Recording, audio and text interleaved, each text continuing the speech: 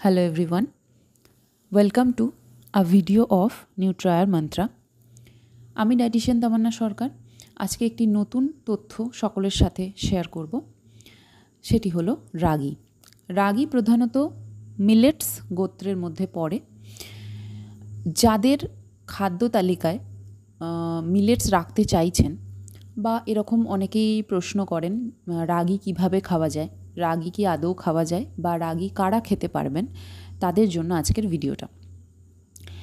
যাদের খাদ্য তালিকায় প্রোটিনের অভাব আছে, যারা ভেজিটেরিয়ান, ভেজ প্রোটিন চাইছেন, যাদের আয়রন ডেফিসিয়েন্সি আছে, যাদের খাবারে ফাইবার কম, হাই ফাইবার ডায়েট চাইছেন, যারা ওয়ে এবং গ্লুটেনকে বাদ দিতে চাইছেন, যাদের ইনফ্ল্যামেশন আছে, ওয়েট লস করতে চাইছেন, পিসিওএস পিসিওডির পেশেন্ট আছেন, তাদের প্রত্যেকের জন্য রাগি একটি অত্যন্ত গুরুত্বপূর্ণ এবং উপাদেয় খাদ্য উপাদান হতে পারে। প্রত্যেকটি নিউট্রিয়েন্টস এখানে সুন্দরভাবে বন্টন করা আছে। এছাড়া রাগি খেতেও বেশ সুস্বাদু যদি আমরা রান্নাটা একটু অন্যরকমভাবে করি। অনেকেরই প্রশ্ন থাকে রাগি দিয়ে রুটি বানাতে পারছেন না বা রাগি দিয়ে চিলা ফরমেশন করতে পারছেন না, তাদের জন্য আজকে আমি একটি উপায় বলে দেব।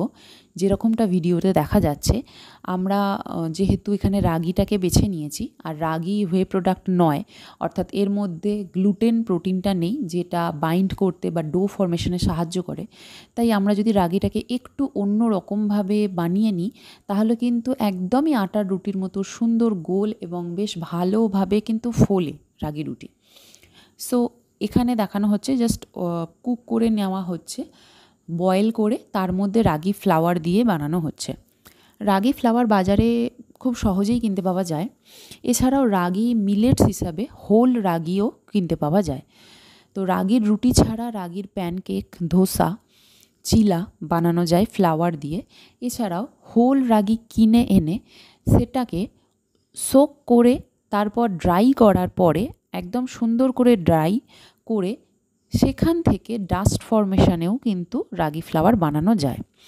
সবথেকে বেশি নিউট্রিয়েন্টস ডেন্স হবে যদি আমরা হোল রাগি কিনে এনে স্প্রাউট ফরমেশন করে তারপর সেটাকে শুকনো কাপড়ে সোক করে নিয়ে জলটাকে একদম সোক করার পরে সেটা থেকে আমরা ডাস্ট বানাই বা রাগি ফ্লাওয়ার বানাই, সেটি খুব উপাদেয় এবং নিউট্রিয়েন্ট ডেন্স হবে। তো দুটো উপায় করা যেতে পারে। রাগি ফ্লাওয়ারও ভীষণ উপাদেয়, রাগি স্প্রাউটসও ভীষণ উপাদেয়। যার ক্ষেত্রে যেটি পসিবল হবে তিনি সেটি করবেন। এতে নিউট্রিয়েন্টসের কোনো রকমের প্রবলেম হয় না। রাগি প্রত্যেক দিনের খাদ্য তালিকায় রাখা দরকার, কারণ মিলেটস আমাদের অনেক রকম হেলথ ইস্যুসকে ভালো করতে পারে। তো যারা যেভাবে রাগি রাখতে চান, আমি বলবো 3টে মেজর মিল, ব্রেকফাস্ট, লাঞ্চ, ডিনার 3টেতেই রাখতে পারেন। রুটি, প্যানকেক, স্প্রাউটস, পোহা, খিচড়ি, চিলা যে কোনো ফরমেশনেই রাগি রাখতে পারেন। প্রত্যেক দিনের খাদ্য তালিকায় রাগি রাখলে বিভিন্ন ধরনের রোগ বা যেগুলো ইনফ্ল্যামেশন রয়েছে, পিসিওএস পিসিওডি বা ওয়েট লসের ক্ষেত্রেও কিন্তু এটি হেল্প করতে পারে। Thank you so much.